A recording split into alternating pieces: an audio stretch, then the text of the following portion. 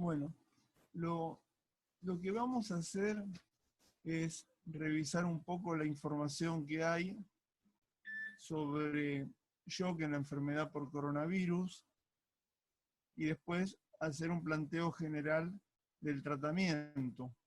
Y la verdad que, por un lado, las descripciones sobre cuáles son las características del shock en la enfermedad por coronavirus o su incidencia son absolutamente dispersas, y la evidencia para fundamentar un tratamiento es prácticamente nula. Así que van a ser fundamentalmente análisis de algunas publicaciones y especulaciones de cómo tratar a estos pacientes, pero no la implementación de recomendaciones basadas en evidencia. Como ustedes saben muy bien, el shock puede responder a diferentes etiologías, pero sin ninguna duda el shock séptico es una mezcla de componentes que están presentes en las distintas etiologías del shock. La disfunción cardiovascular en la sepsis es el resultado de interacciones entre componentes variables de hipovolemia, trastornos en la función miocárdica y alteraciones en la regulación del tono vascular. Como ustedes saben perfectamente, los pacientes sépticos están frecuentemente hipovolémicos por muchas causas. Esas causas involucran, por un lado, las pérdidas insensibles, la respuesta inflamatoria, la fiebre, la taquipnea, pero fundamentalmente las pérdidas de líquido extravascular secundarias a el aumento de la permeabilidad endotelial. Es por eso que un marcador de toda esta cuestión es la hipoalbuminemia, que puede desarrollar en el curso de pocas horas. Y otro contribuyente muy importante a la hipovolemia arterial efectiva es el secuestro de fluidos en los vasos de capacitancia.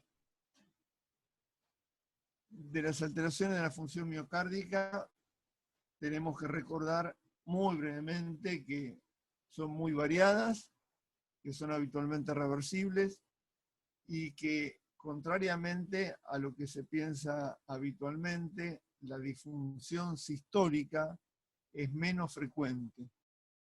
Por el contrario, las alteraciones de la función diastólica no solamente son más comunes, sino que además están vinculadas con la mortalidad.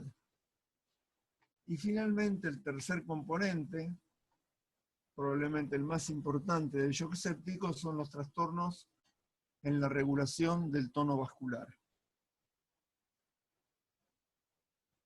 Y, como ustedes saben muy bien, la vasodilatación es la principal característica del shock séptico y el mecanismo que habitualmente conduce a la muerte. Los pacientes con shock séptico no se mueren de bajo gasto cardíaco, que obviamente es siempre un evento final, sino de una vasodilatación refractaria y progresiva. ¿Cuáles son las características y la incidencia del shock que afecta a la enfermedad por coronavirus? Esto a mí me resulta intrigante. Por un lado, vamos a empezar revisando qué es lo que se ha comunicado de distintos lugares.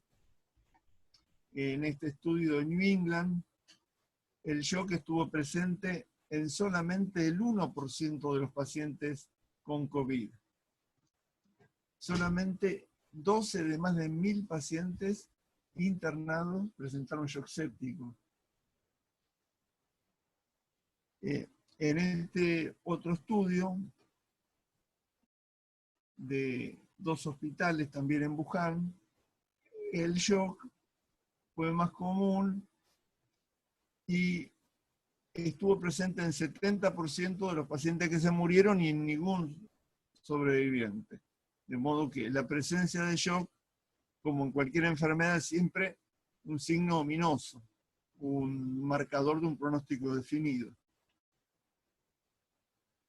Entonces, en este estudio, aunque solamente el 1% de los pacientes tuvo hipotensión arterial al ingreso al hospital, la quinta parte terminó desarrollando shock séptico.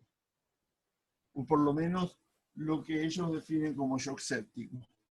Y anda a saber qué era.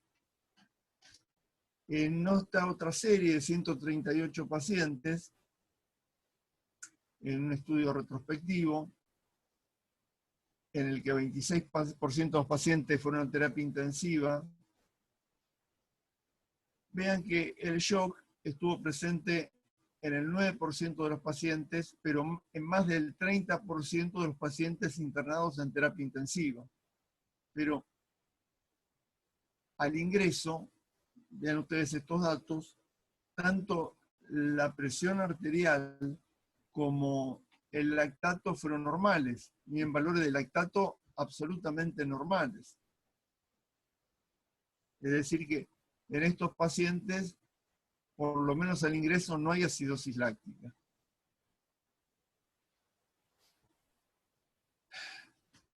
En este otro estudio, como ustedes ven, el shock afectó a más del 20% de los pacientes de terapia intensiva, lo que en realidad no es despreciable. En esta otra serie, el shock séptico fue una causa de muerte en el 20% de los pacientes, aunque estuvo presente en más del 80%. En este estudio retrospectivo también hay números que son distintos. Acá dice que más de la mitad de los pacientes murieron por fallo respiratorio, pero 7% tenía daño miocárdico, y en el 33% había una combinación. Anda a saber a qué aludían con el daño miocárdico, pero seguramente estos pacientes tenían alguna forma de shock. Y en esta revisión, ustedes pueden ver los números variables que van desde el 1% hasta el 35%. Pero tenemos que pensar que en los pacientes que se internen a terapia intensiva, el compromiso cardiovascular en algún momento de la evolución va a ser un fenómeno importante y que probablemente esos pacientes que desarrollen shock van a tener más probabilidades de morirse. En la serie de Nueva York, por ejemplo, no hay ninguna referencia a datos ni de presión arterial, ni de desarrollo de shock o de uso de vasopresores. Y el lactato al ingreso, como en alguna de las series de los chinos, fue normal. Sin embargo, en algún apéndice dicen que los vasopresores se usaron en el 33% de los pacientes, lo cual de alguna forma alude al desarrollo de shock. Perdón, esta es otra serie mucho más chica, de 400 pacientes, no es la gran serie de Nueva York. Y a diferencia de la otra, ustedes ven, la tercera parte de los pacientes requieren vasopresores, sobre todo los que necesitan ventilación mecánica. Y en la serie de Seattle, que es una serie chiquita, 24 pacientes, dice que el 71% tuvieron hipotensión al ingreso y necesidad de vasopresores, aunque sin evidencia clara de complicaciones bacterianas. Casi un 20% tuvo hipotensión transitoria después de la intubación, y el 82% tuvo una hipotensión que no estuvo relacionada a la intubación o que fue persistente después de la intubación. Y en los ecocardiogramas no encontraron evidencias de disfunción cardíaca. Pero ustedes pueden ver los números tan variables en cuanto al compromiso hemodinámico. En Milán son taxativos en decir que el compromiso cardiovascular no fue un problema.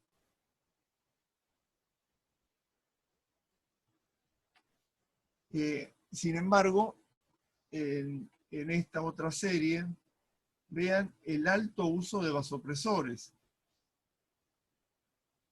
Claro, es una serie mucho más chica de un hospital en particular. Y esto habla nuevamente de la heterogeneidad de las publicaciones. Es muy difícil poder sistematizar esto. Otra cuestión a la que se ha aludido, por lo menos con mucho énfasis al comienzo de la pandemia y ahora se ha diluido un poco, es la cuestión de la miocarditis fulminante. Esto es casi anecdótico, pero de alguna forma también fue un gatillo para inferencias terapéuticas descabelladas. Pero es cierto también que algunos pocos pacientes pueden tener miocarditis, al igual que los enfermos con shock séptico de origen bacteriano. Pero esto indudablemente parece un hecho poco común. Lo que sí es cierto que los pacientes que tienen injuria miocárdica, en este estudio definido como una troponina por 3, tuvieron mayor mortalidad. Y yo no sé si lo discuto más adelante, porque este tema lo estuve revisando hace poco. Pasa lo mismo en el shock séptico. Esto está estudiado desde hace mucho tiempo. El aumento de troponina es prácticamente un fenómeno universal en el shock séptico y que además tiene connotaciones pronósticas. De modo que, a mi punto de ver, esto tampoco sería una novedad en el COVID. Y esta es una revisión muy buena que se publicó en JACC hace un mes y medio, que trata de revisar cuáles son las características de la injuria miocárdica en el COVID, y lo hace muy bien porque plantea que este espectro de aumento de troponina con alteraciones electro y o ecocardiográficas que aparecen en pacientes más viejos y con más comorbilidades y que implica un peor pronóstico, tiene causas que son múltiples y que van desde el compromiso de la relación entre transporte y demanda de oxígeno a nivel miocárdico, vinculado a su vez por las alteraciones en el transporte de oxígeno sistémico, por el shock, por la hipoxemia, y a su vez con las altas demandas metabólicas que implica una enfermedad de este tipo, el daño viral directo, las alteraciones microcirculatorias en el corazón, con trombosis, microtrombosis, componentes de miocardiopatía por estrés, eventualmente el daño por la respuesta inflamatoria, los fenómenos de placa en pacientes con enfermedad preexistente. Esto es algo perfectamente estudiado en la neumonía bacteriana. La neumonía bacteriana es una condición que predispone a accidentes de placa. De modo que si nosotros medimos troponina y la encontramos elevada, no solamente va a ser frecuente, sino que va a implicar que el paciente tiene más riesgo de que le vaya mal, pero va a ser muy difícil poder definir cuál es la causa de todo esto.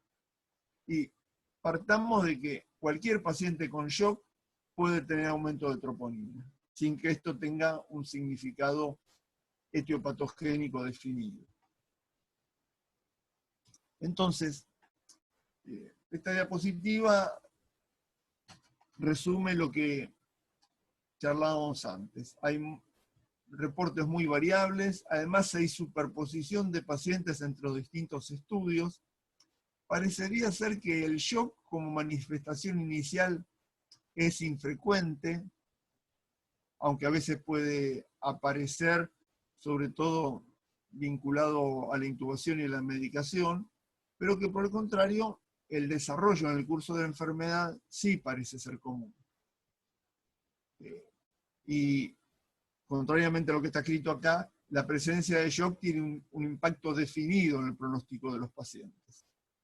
Una cosa que tampoco queda clara de los estudios es si este shock que aparece ulteriormente en la evolución de la enfermedad es la consecuencia del mismo proceso inicial o es el resultado de complicaciones bacterianas. Esto es imposible de saber. Y en nuestros pacientes vamos a tener que ir indagándolo, porque un paciente que está con un distrés respiratorio y que después de una semana se choca, a mí me resulta muy difícil deglutirme que eso es la evolución de COVID y estamos obligados a descartar complicaciones bacterianas. Bueno, ahora vamos a discutir algunas recomendaciones terapéuticas y yo voy a tomar alternativamente las de la Organización Mundial de la Salud y las de la Surviving Sepsis Campaign. Y ambas en general hacen recomendaciones que son bastante ligeras y poco fundamentadas. En cuanto al diagnóstico de shock séptico, la Organización Mundial de la Salud recurre a las definiciones del sepsis 3. Acá no hay nada nuevo. Y sí enfatiza su reconocimiento temprano y dice que hay que dar bolos de fluidos y vasopresores para la hipotensión de la primera hora, un tema que vamos a discutir después. La Surviving Sepsis Campaign, por otro lado, también plantea la necesidad de dar bolos iniciales de fluidos, reevaluando después las posibilidades de sobrecarga de fluidos. Bueno, este es un tema que conocemos muy bien y que ya hemos discutido largamente. En general, la Surviving Sepsis Campaign plantea una recomendación de una estrategia conservadora. Y esto, en términos generales, parece adecuado, también lo hemos discutido, entendiendo que la mayor parte de los pacientes que vamos a recibir nosotros ingresan con un fallo respiratorio hipoxémico, que puede ser agravado por la sobrecarga de fluidos. Y me parece que esto, como recomendación global, es aceptable, pero también tenemos que considerar que puede haber algunos pacientes que lleguen profundamente depresionados de líquido intravascular. Incluso algunos expertos han levantado su voz en torno a esta cuestión. Entonces, con todas las precauciones que hemos discutido, la evaluación de la respuesta a fluidos debería ser parte del manejo de estos pacientes. No podemos prescindir de la evaluación de algún enfoque, aunque sea mínimo, para la evaluación de la respuesta a fluidos. Y si bien después vamos a discutir que vamos a utilizar precozmente la noradrenalina, esto no implica que después tengamos que complementarla con bolos de fluidos. En cuanto a la resucitación con fluidos, hay poca evidencia en que las terapéuticas restringidas generan mejor evolución de los pacientes que la resucitación agresiva con altos volúmenes. Nosotros en general asumimos que las terapéuticas con altos volúmenes de fluidos son malas, que generan edema de pulmón, síndrome compartimental renal, abdominal, etcétera, etcétera. Pero esta evidencia fundamentalmente surge de estudios observacionales. Y en realidad hay pocos estudios controlados en que la terapéutica restrictiva haya estado asociada a un menor o mejor pronóstico. incluso el estudio de la ARDS Network, que demostró que los pacientes sometidos a terapéuticas restrictivas con fluidos tenían duración menor de ventilación mecánica, me parece que no había efecto sobre la mortalidad. Incluyó pacientes que ya habían sido estabilizados hemodinámicamente.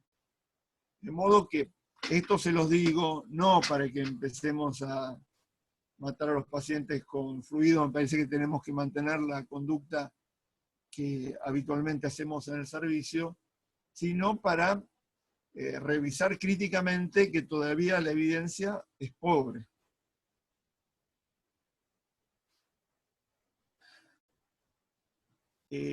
Otra revisión sistemática y metaanálisis, por el contrario, encontró que si bien no afecta a la mortalidad, puede disminuir la ventilación mecánica y la duración de la internación en terapia intensiva. Bueno, esto es parte de la controversia a la que aludía. Como resumen de todo esto, a mí me parece que, como decía recién, que tratándose de un fallo respiratorio hipoxémico, la estrategia restrictiva inicial parece lógica. Parece lógico evitar dar la carga inicial de 30 mililitros kilo que recomienda la Surviving Sepsis Campaign para el manejo del shock séptico, y por el contrario, iniciar más precozmente vasopresores y tratar de seguir esto de alguna evaluación de la respuesta a fluidos. En cuanto a la elección del fluido, bueno, me parece que este tema podemos pasarlo rápido porque está muy discutido, ¿no, Mati? Sí, Doc, sí. No, puedo pasarlo entonces rápidamente. No hay ninguna duda que hay que usar soluciones cristaloides balanceadas y no usar almidones. Me parece que si alguien quiere discutir algo más de todo esto, pero lo dejaría ahí. ¿De acuerdo?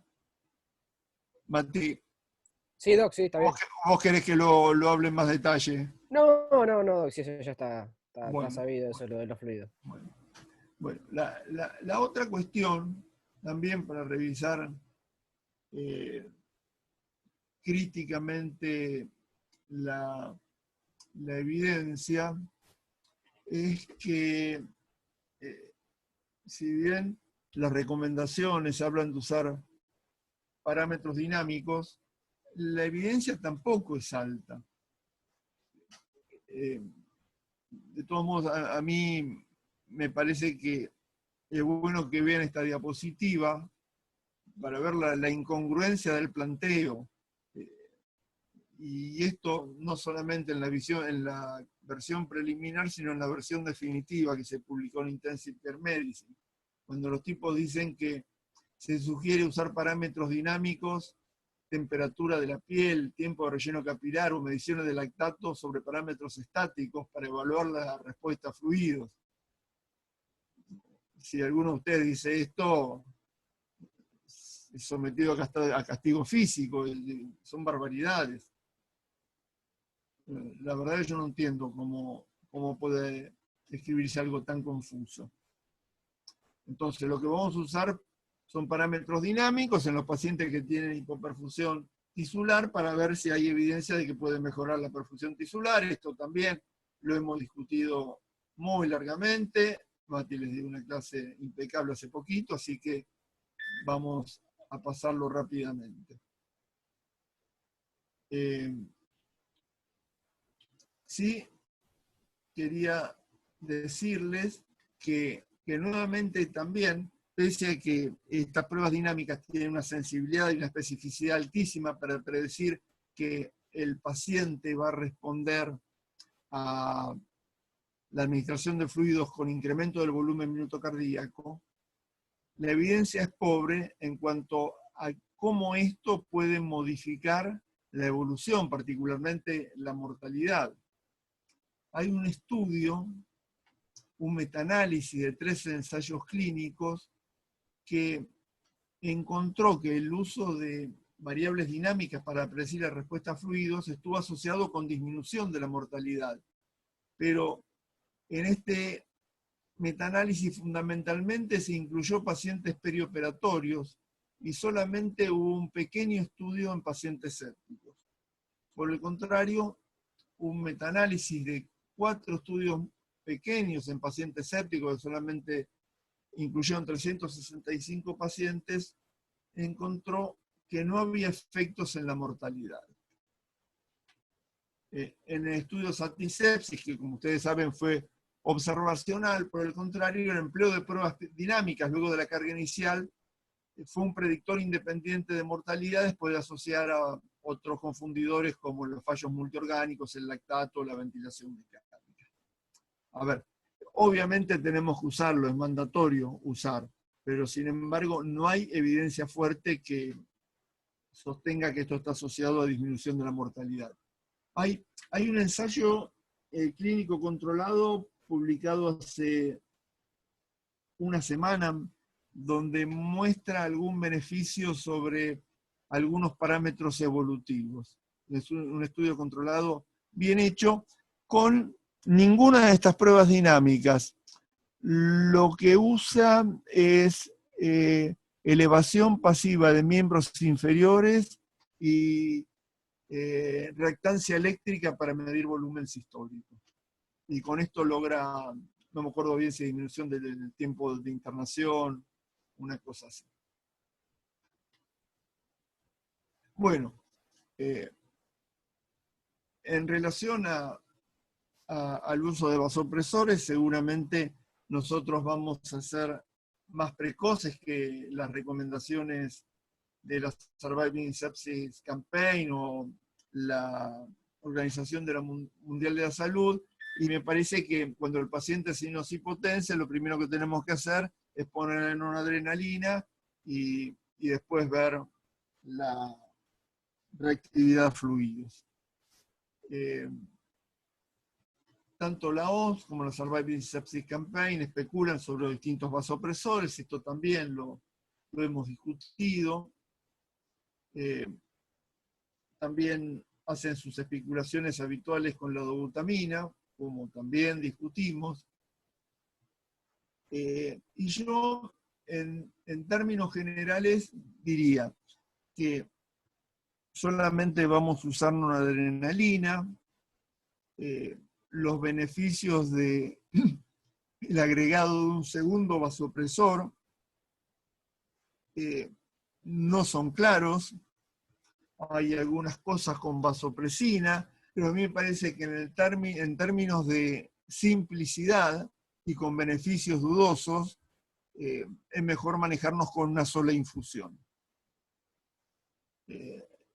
Y no considerar ni adrenalina ni vasopresina. Y solamente mantendríamos la dopamina para los pacientes que están extremadamente bradicárdicos. A mí me parece que sí, en COVID tenemos que simplificar una cuestión que es extremadamente compleja y contradictoria, como es el objetivo de presión arterial media. Y yo para esto me basaría en el más grande de los ensayos controlados, que fue publicado en JAMA a principio de año. Y esto es muy interesante porque fue hecho en pacientes viejos, en pacientes mayores de 65 años. Y en estos pacientes se usaron los vasopresores, fundamentalmente noradrenalina, una presión arterial media de 60 a 65 milímetros de mercurio, o la noradrenalina a discreción del médico tratante. Obviamente, en este último grupo se usó mucha más noradrenalina. Como ustedes ven en este gráfico, no hubo diferencias en la mortalidad, solamente una tendencia estadísticamente no significativa a menor mortalidad en los pacientes con lo que ellos llaman hipotensión permisiva, pero estos pacientes en definitiva fueron menos agresivamente tratados. Y contrariamente al Sepsis-PAM, el trabajo francés, en el que los pacientes hipertensos que eran resucitados a mayores presiones arteriales medias tenían menos hemodiálisis, los pacientes hipertensos previos sometidos a hipotensión permisiva tuvieron una mortalidad significativamente menor. Entonces, como una sobresimplificación del tema, porque es una sobresimplificación que vamos a implementar en una situación de extrema sobrecarga de trabajo, la noradrenalina me parece que tenemos que usarla para lograr valores de presión arterial mayores de 60 a 65 milímetros, para valores de presión arterial de 60 a 65 milímetros de mercurio. Si tenemos tiempo, iremos viendo cómo se comportan los parámetros de perfusión tisular con toda esta historia. Y si hay que aumentar la presión arterial. Pero para la mayoría de los pacientes, para la inmensa mayoría de los pacientes, el enfoque va a ser este. Bueno, lo de la dobutamina, esto lo discutimos hace poco en la clase. Estuvieron todos en la clase de dobuta, ¿no? ¿La que les di yo o no? ¿O no habían entrado? Chicos. No habían entrado los recién los más chiquitos, me parece. Bueno, entonces muy brevemente. La Surviving Sepsis Campaign viene recomendando desde siempre, y ciegamente lo sigue haciendo y lo va a seguir haciendo, que la dobutamina debe usarse cuando los pacientes han sido adecuadamente resucitados con fluidos y se ha alcanzado una presión arterial media de 60 a 65 milímetros de mercurio. Cuando existen evidencias de hipoperfusión persistente o evidencias de disfunción cardíaca. Esta recomendación para mí es tremendamente peligrosa por distintas cosas. En primer lugar, hay estudios observacionales que demuestran que el uso de inotrópicos, particularmente de dobutamina, estuvo asociado a mayor mortalidad. Incluso después de corregir a... les comento, Elisa me está criticando que hay una falta de ortografía. Horrible. Les decía que el uso de dobutamina en este estudio retrospectivo estuvo independientemente asociado con mayor mortalidad, incluso después de un ajuste, una puntuación de propensión para el uso de inotrópicos. Y hay algunos estudios, hay 2 estudios observacionales que muestran que la dobutamina está asociada frecuentemente a efectos impredecibles que no condicen con su naturaleza de droga inotrópica. Muy resumidamente, la dobutamina es una mezcla racémica de 2 enantiómeros que tienen efectos vasculares contrapuestos. Por lo tanto, la dobutamina no produce ni vasodilatación ni vasoconstricción directa. La dobutamina es una droga inotrópica beta y alfa. Como parte del efecto inotrópico es beta 1 y beta 2, y otra parte no está vinculado a estímulo de la adenilciclasa y aumento de AMP cíclico, sino a receptores alfa, a inosina trifosfato, el efecto sobre la frecuencia cardíaca es teóricamente, y en algunos modelos experimentales, menor que el que producen otras drogas adrenérgicas.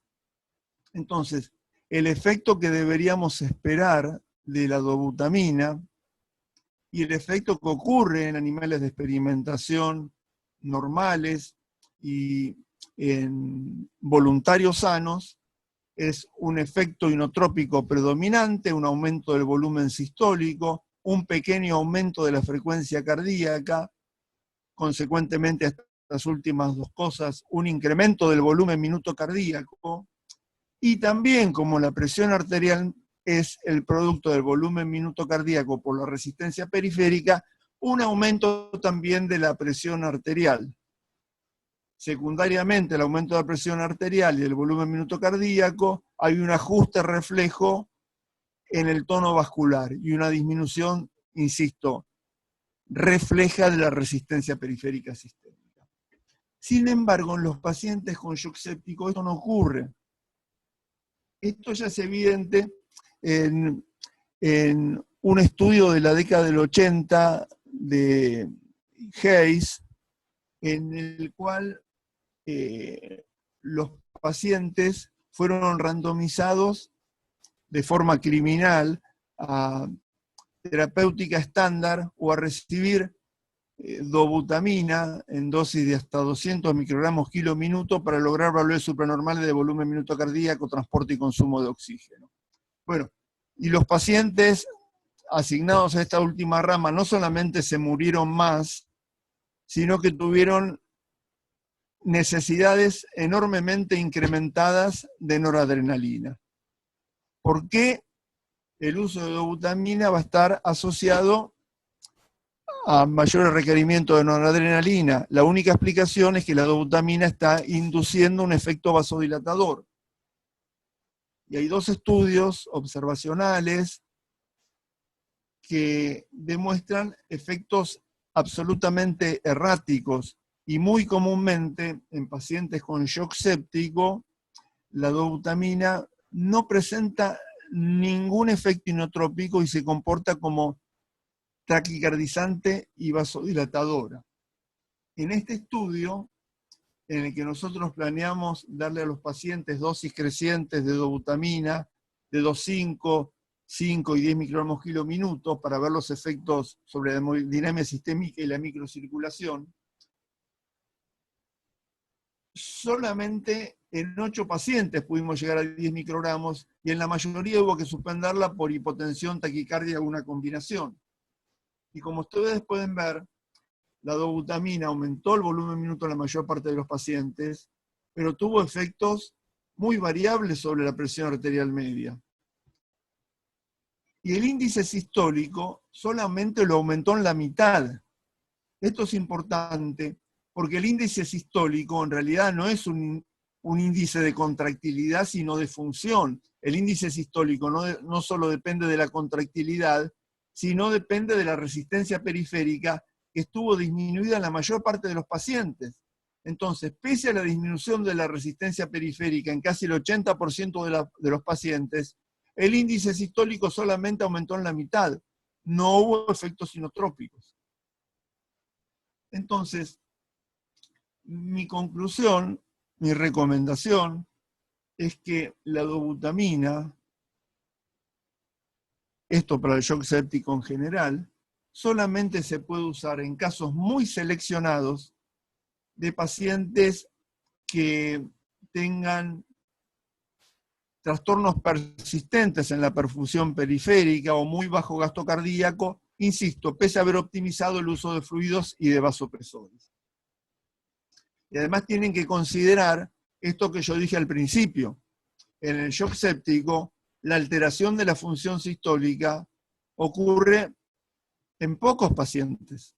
En la mayor parte lo que hay son alteraciones de la función diastólica, que son las que están vinculadas a la mortalidad. Y cualquier inotrópico puede exacerbar los trastornos en la función diastólica.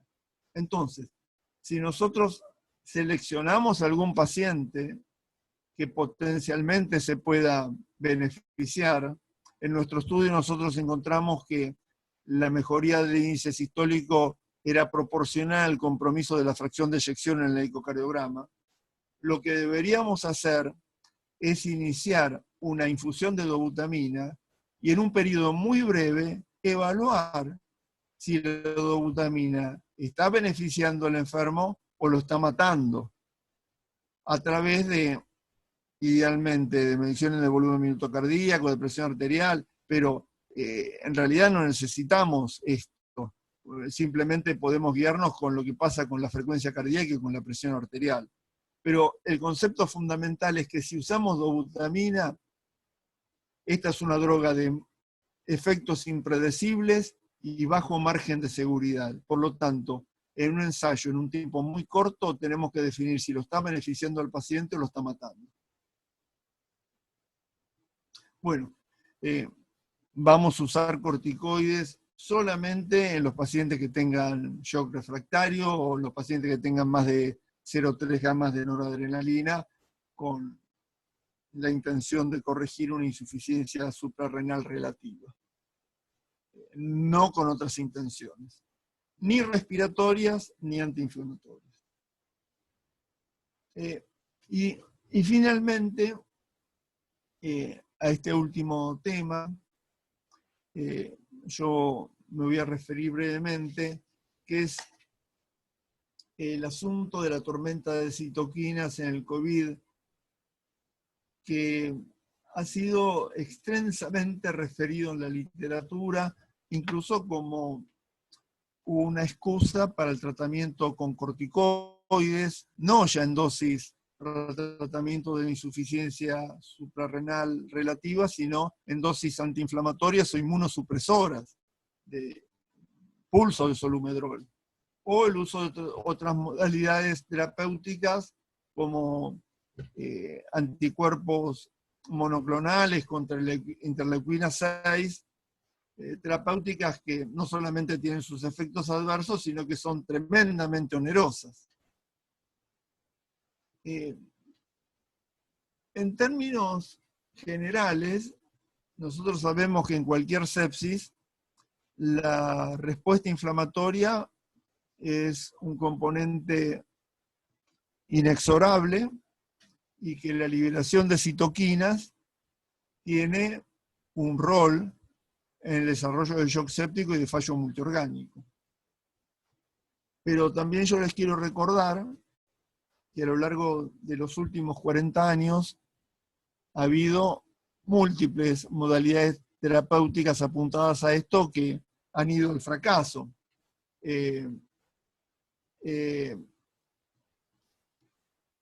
La tormenta de citoquinas, hay algunos que la definen por valores.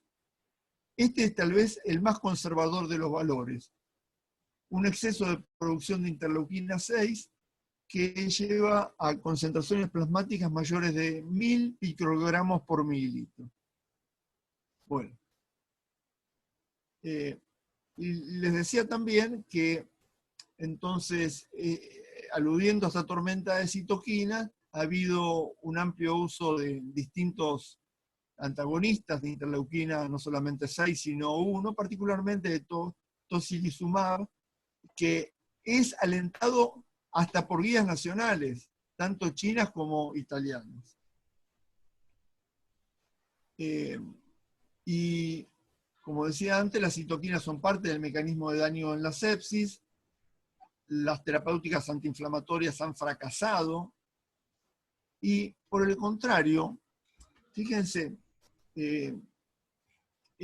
para definir sepsis ha habido intentos de utilizar los niveles de interleuquina 6. Y para esto se han usado valores que van de 40 a 200.000 picogramos por mililitro. Para el diagnóstico, insisto, de sepsis en pacientes críticos. Tengan en cuenta estos valores para ver después cuáles son los niveles de interleuquina 6 en los pacientes con COVID. Este es un estudio que tomó distintos pacientes con COVID con diferentes valores. Y los niveles iniciales medios fueron de 138 los pacientes con buena o mala evolución, con un rango muy variable, pero que indudablemente es mucho más bajo que los que mencionábamos recién. En este otro estudio se encontraron que los niveles de interleuquina 6 eran más altos en la enfermedad grave, pero vean cuánto, 36 versus 11. Sin embargo, los niveles de interleuquina 6 eran predictores de mortalidad. Y esto es así. Los niveles de interleuquina 6 correlacionan con la magnitud de la respuesta inflamatoria y a su vez los niveles de interleuquina 6 y la magnitud de respuesta inflamatoria correlacionan con la mortalidad. Estos son hechos perfectamente establecidos. En este otro estudio, los niveles de interleuquina 6 también fueron predictores de mortalidad. Pero vean los valores en los que sobrevivieron, menos de 7, en los que se murieron, menos de 12. En este estudio retrospectivo de más de 200 neumonías por COVID, los valores estuvieron discretamente altos, aunque fueron más altos en los pacientes que desarrollaron distrés y en los que se morían. Pero la verdad que son valores que están muy lejos de ser una tormenta de citoquinas. En este otro estudio también, la interleuquina 6 más alto a lo largo del tiempo en los que se mueren. Pero vean los valores más altos medios en los que se mueren, 26. Esto no asusta a nadie. Otro estudio, también más de lo mismo.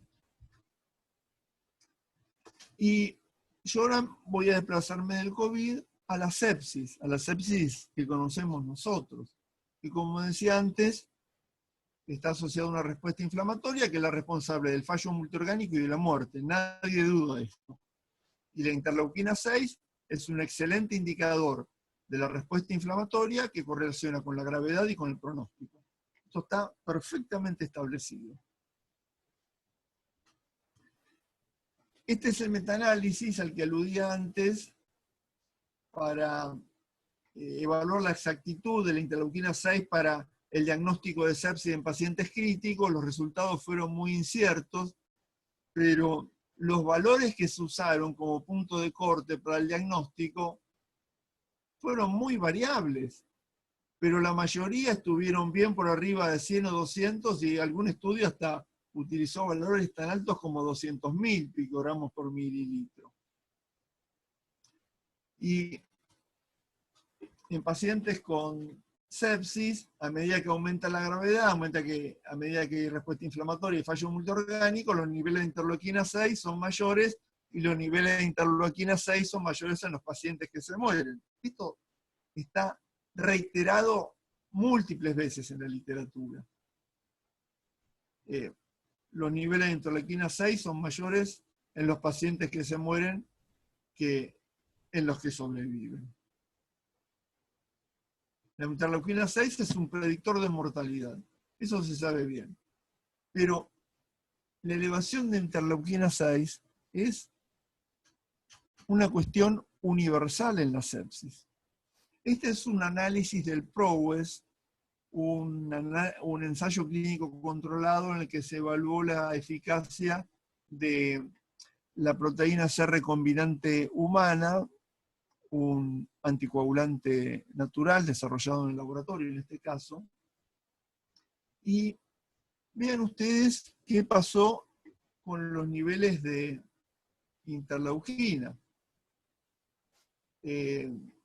La interleuquina estuvo notablemente alta, vean los valores, para estos valores normales de 0,38 a 10, el valor medio fue de 492, con un percentilo 25 de 144. Y el 98.5% de los pacientes tuvieron valores elevados de interleuquina 6. Entonces, esto no parece ser un fenómeno original de la enfermedad por coronavirus.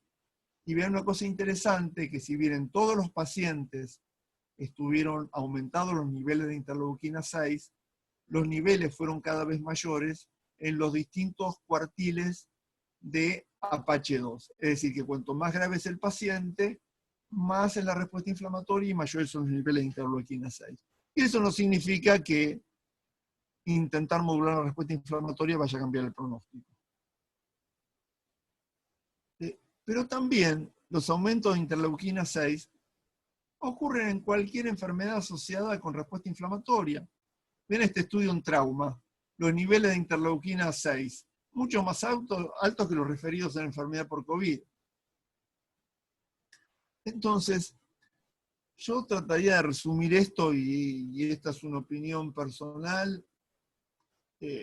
La producción de interleuquina 6 no es mayor en COVID que en otras causas de sepsis.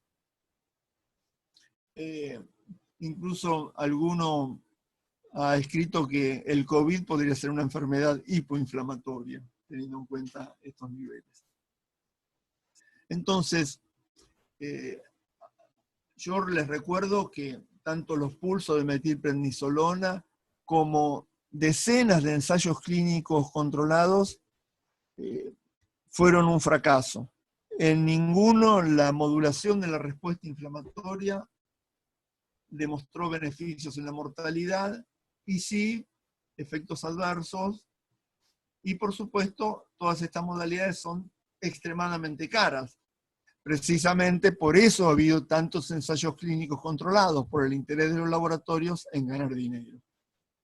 Entonces, cualquier intento de modular la respuesta inflamatoria en COVID debe considerarse una terapéutica experimental, y para mi gusto solamente puede ser parte de ensayos clínicos controlados. Entonces, resumiendo todo esto, yo diría, más que la relevancia del shock, la frecuencia del shock parece ser un poco incierto, pero cuando el shock está presente tiene una relevancia definida. Los pacientes que tienen shock les va a ir peor. Para mi gusto habría que evitar la carga inicial de fluidos, y los fluidos deberían guiarse por pruebas dinámicas usando, por supuesto, Ringer lactato, excepto que haya algún problema grave con la hiponatremia. La noradrenalina es el vasopresor de elección y debería titularse a una presión de 60 a 65 milímetros de mercurio en la inmensa mayoría de los pacientes. Y el tiempo de relleno capilar es un objetivo de perfusión sencillo y de extremo valor en todo esto. Y la dobutamina, insisto, debería tener un uso absolutamente restringido.